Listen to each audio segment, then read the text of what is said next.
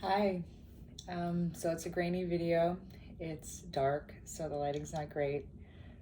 Apologize in advance for that, but I have had this need to want to connect and talk to people, even though I have a lot of friends, really wonderful people around me. I think ultimately, like, one of the people that I've been neglecting the most recently is myself, and wondering how to best deal with my own personal shortcomings, or what I consider to be shortcomings, or what other people consider to be shortcomings and I've accepted as shortcomings. This is why I have tea.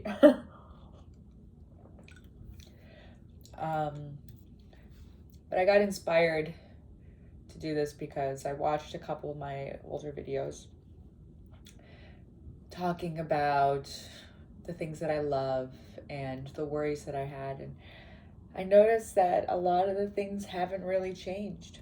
In fact, they kind of got worse. I don't know if it's a symptom of becoming older, or if it's a symptom of being in New York and being in a crazy city and having all of these dreams and aspirations to have it all kind of fizzle out. And so many curiosities, and then by just being busy, by pumping your schedule with activities, school, work, writing, Duolingo, and all these people that are just pulling you in so many different directions, telling you what you need to do, how you need to do it, and not really listening to yourself first is something that I've been trying to examine and work on. It's hard because we have these programs that are, I don't know if they are part of a person forever, or if it is that whole nurture nature conversation. But I'd like to find out.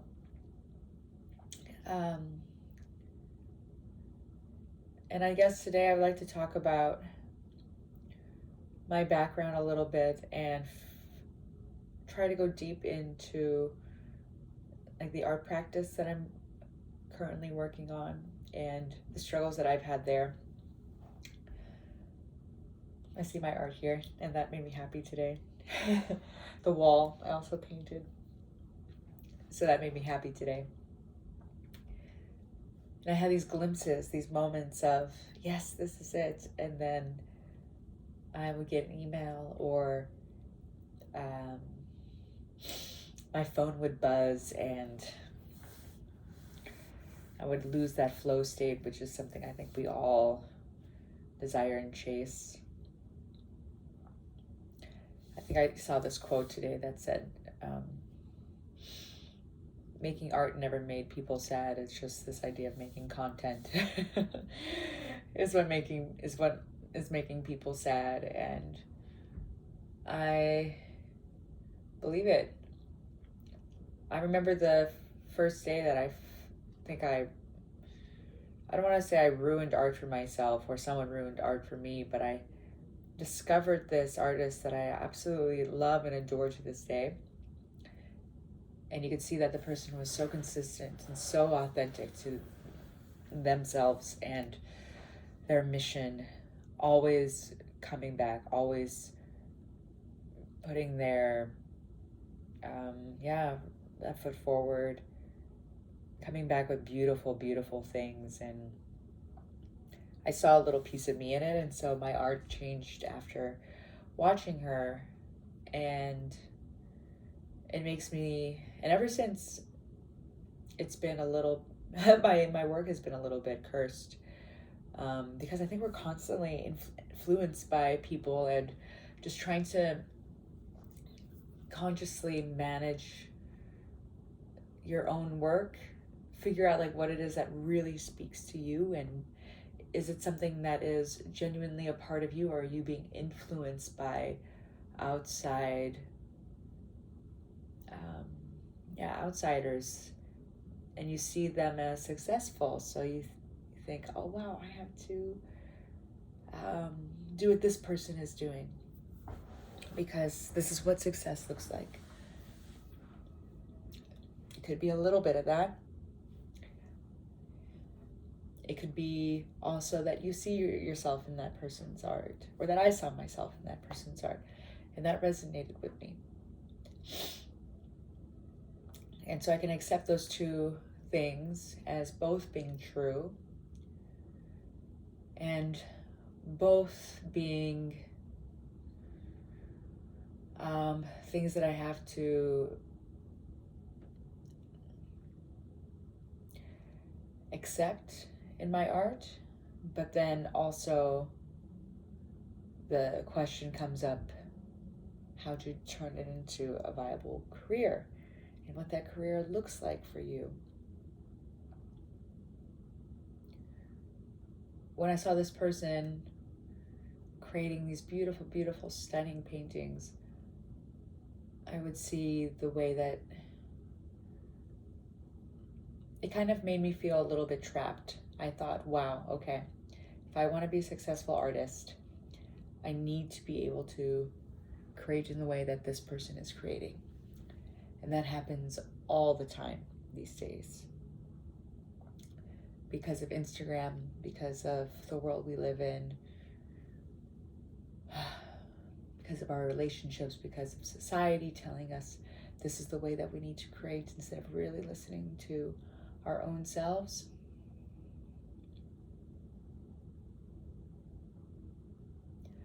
And that's a privilege as well, to be able to listen to yourself and to have that time to reflect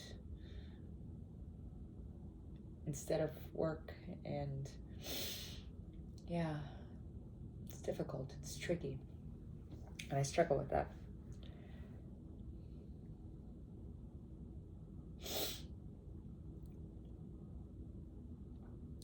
But it's always been difficult for me, even though I've always had like a smile on my face and always was happy to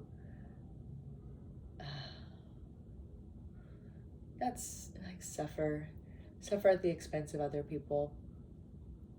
I suppose that's one thing that I've gotten from my own mother, who also put people and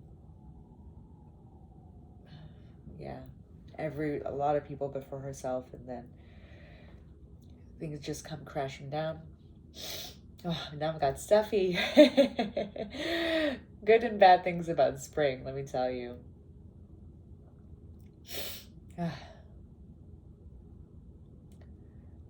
But I've seen this loop go on in my head, and just looking at the videos that I posted before, that I feel that stress, or the way that I react to stress, or the way that I react to being in a job or position for a long time, I always have the same patterns. After about 3 months, it always gets hard. I always struggle, always. And I question whether is that a pattern, a rhythm that I need to honor? Does that mean I can't function in society? Does that mean I need to find my own rhythm and pattern? And what does that even look like?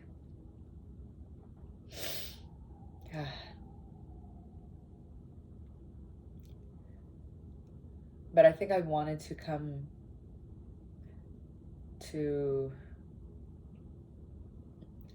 here and record because I want to be able to see an actual succession. I want to see change. Since 2023, my password. Oh, well, not my password. My motto has been like, this is the year of change. And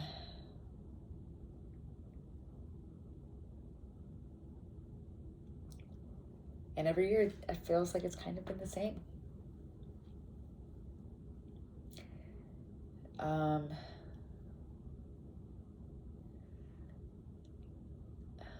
The same and so different, though. I think my inner world has always stayed the same. That it's a lot more of the same things, but better, and more of the same things, but worse. And I suppose that's the way of it, but I want to be able to grow and learn. I met a new neighborhood friend. I don't have any of those, and I finally met one. I finally made one. And one of the truths or the things that I know, I made a list. I love lists. I think maybe that's my vocation, just like make a list, and that'll comfort me until my last breath. But I made a list of 50 things that I know, and I showed him.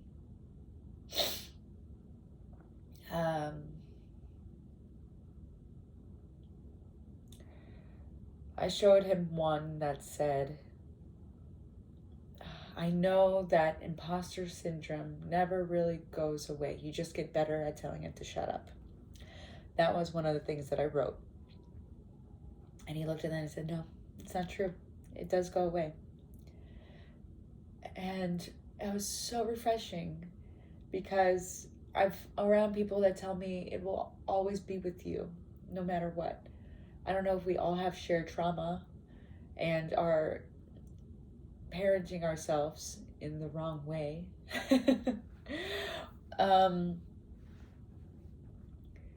But it was so refreshing, and he just said, yeah, you just keep at it. You keep at it, and then it'll go away. And he's been at his thing for 30 years.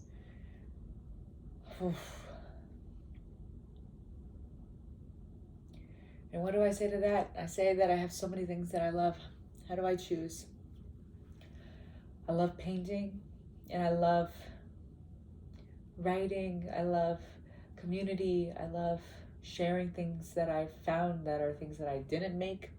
Man, this is starting to sound so melodramatic, but I guess the evening is good for that. Maybe the mint tea is good for that. I love talking like this, free flow. Storytelling, and yeah, I just love so many things. I wonder if anyone else has this problem, dealing with it, and how to go about thinking about your values and wanting to be a consistent person, and wondering how you want to show up in the world.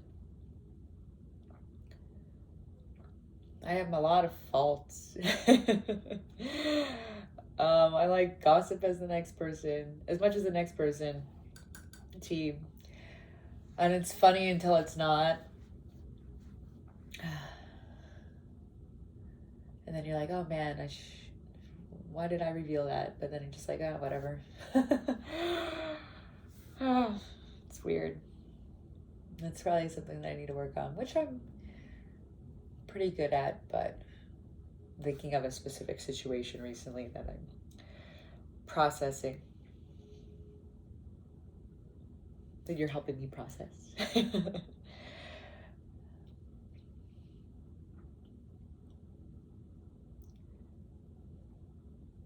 But it is beautiful, though, to see those glimpses of truth and honesty in yourself, and learn how to exercise that. So it's been over a year and a half that I left Japan. Had a little bit of a crazy experience, which would be maybe something I'll unpack in the next video. But I have 30 days of being by myself, kind of. And I want to take this time to reflect and think about the things that I want to do and how to better show up, how to move when I feel like I can't move. Some of the easiest things can be so difficult, and I don't know why. And then some things can be just so free-flowing and easy, and yeah, the mysteries. If you can help me solve them too, it'd be great.